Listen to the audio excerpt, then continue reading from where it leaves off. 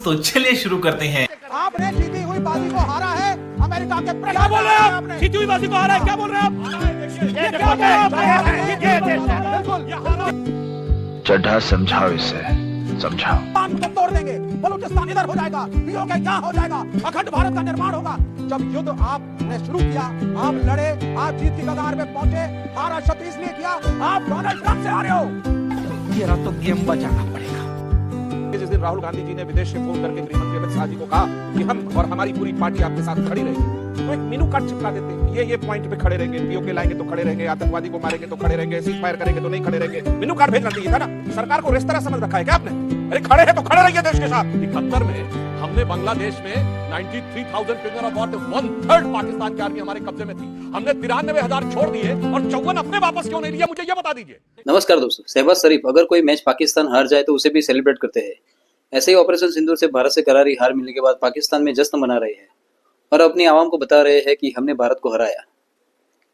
आज की डिबेट में लेफ्ट के विवेक श्रीवास्तव भी पाकिस्तान की भाषा बोल रहे थे। उन्होंने कहा कि हम पाकिस्तान से हार गए, बस उसके बाद तो क्या था। एंकर अमिश देवगन और सुधांशु जी की ओर से उनको जमकर फटकार लगाई गई और कहा कि ऐसे ही देश के जजवंतों से देश हारता है। आज की डिबेट में बहुत ही गर्मा गर्म बहस होने वाली है। वीडियो को आखिर तक जरूर से देखना है, वीडियो को लाइक कर देना और चैनल पर फर्स्ट टाइम है तो चैनल को सब्सक्राइब जरूर से कर देना। तो चलिए शुरू करते हैं आज की मेन डिबेट। आपने युद्ध को रोका है, ये बातों से मत घुमाइए।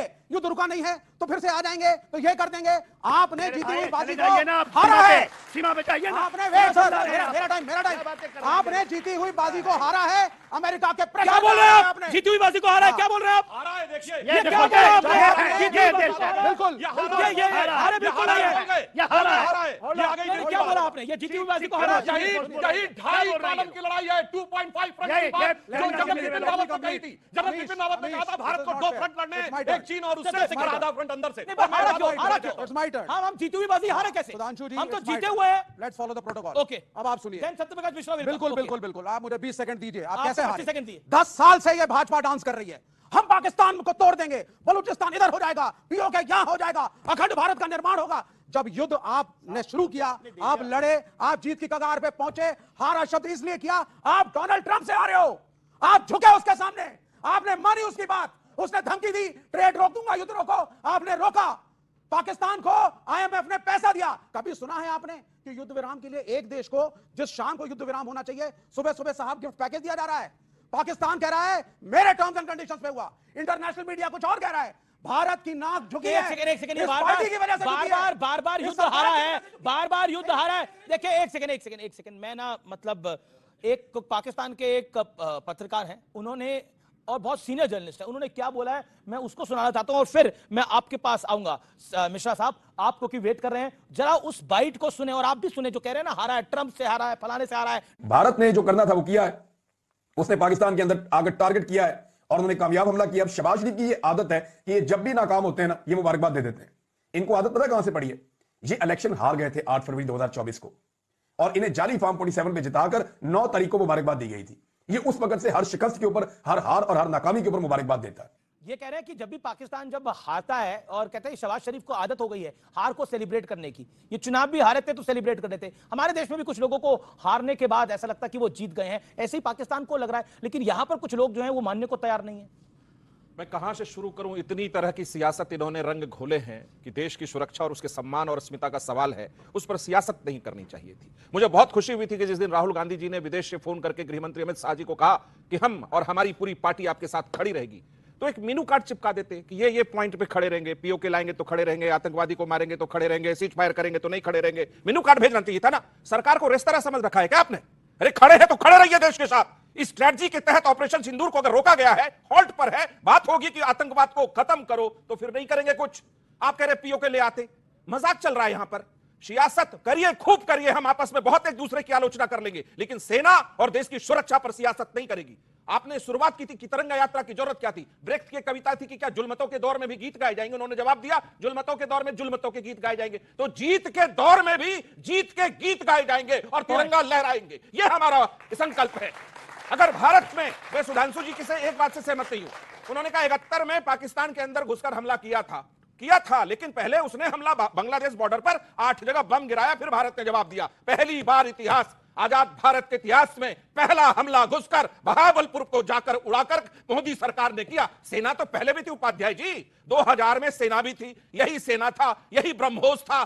सेना को निर्णय देने वाला जो व्यक्ति था उसके पास जिगरा नहीं था, वो बहुत कमजोर था। क्यों? उसका एक सुपर प्राइम मिनिस्टर बैठता था, सोनिया गांधी, वो सुपर प्राइम मिनिस्टर होकर बैठती थी, तो पहले फैसला उनसे जाके लेते। तो लड़ने में नहीं, सुरक्षा करने में इनकी दिलचस्पी नहीं है। क्यों नहीं है? ये बात समझनी होगी। ये जो ट्रंप का तीर लेके उड़ रहे, भारत ने कभी किसी की मध्यस्थता स्वीकार नहीं की, और प्रधानमंत्री महोदय ने अपने राष्ट्र संबोधन में कहा है, और सारे लोग कह रहे हैं हमें किसी की मध्यस्थता इस मामले में स्वीकार बिल्कुल नहीं है। भारत ने एक रणनीतिक ये पहले देख लो, आप जो हरा करेंगे ना, ये पीछे डॉन अखबार की कटिंग है। ये एक सेकंड पीछे अमीश भाई, ये डॉन अखबार की कटिंग है, और ये 71 की है, याया की फैसले की वॉर टिल विक्ट्री। पाकिस्तान 71 की जंग हारा हुआ था, लेकिन उसके बाद कह रहा था हम जीता हुआ है। ये पाकिस्तान की औकात में दिख रही है। आप सुनिए मेरी बात, एक सेकंड 10 सेकंड मिश्रा जी बहुत बढ़िया बोले। अब आप सुनिए मेरी बात को। अभी जो हम लड़े हैं पाकिस्तान से, कौन सा मुल्क हमारे साथ खुल के खड़ा हुआ? विश्वगुरु की बात करते हो, पाकिस्तान के साथ चीन, पाकिस्तान के साथ टर्की, पूरी तमाम दुनिया उनके साथ खड़ी।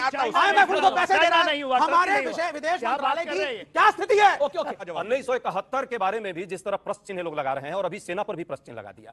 अरे भाई, कांग्रेस पार्टी शांति, ये चिल्लाने वाले लोग हैं, शर्म कीजिए। ये चिल्ला रहे हैं, ले जाइए उनको चिल्लाने के लिए, ले जाइए।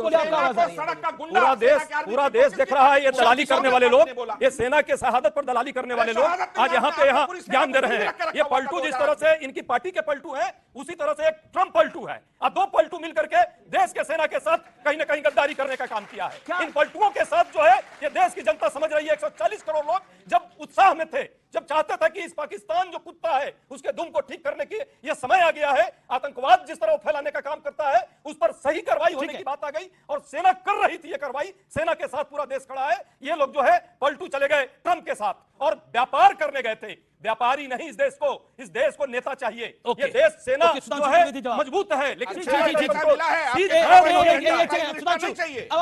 सत्यप्रकाश जी शांत, फिर मैं ऑडियंस से सवाल ले रहा हूं, अपने सवाल तैयार रखिए। सुधांशु जी, मैं इस टेंशनात्मक वातावरण को थोड़ा सा हास्यात्मक करने का प्रयास करता हूं।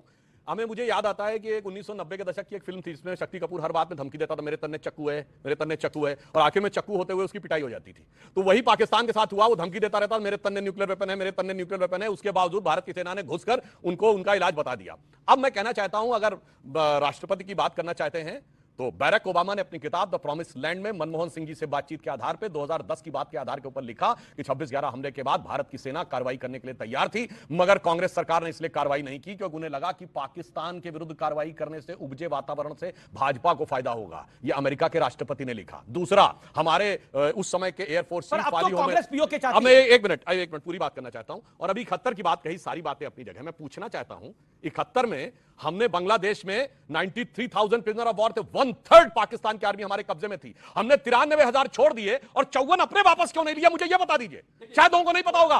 भारत ने 93,000 छोड़े, उनके युद्धबंदी, और हमारे 54 युद्धबंदी वापस नहीं लिए। पीओके सॉल्व नहीं किया, हाजी पीर का दर्रा छोड़ दिया, हम लाहौर के पास तक पहुंच गए थे, वो छोड़ दिया। 10,000 स्क्वायर किलोमीटर हमारा सिंध में था, वो छोड़ा, पर 54 बनाम 93,000 का बता दो। और रही बात इसकी, अब सुनो, एक लाइन और बोल दूं।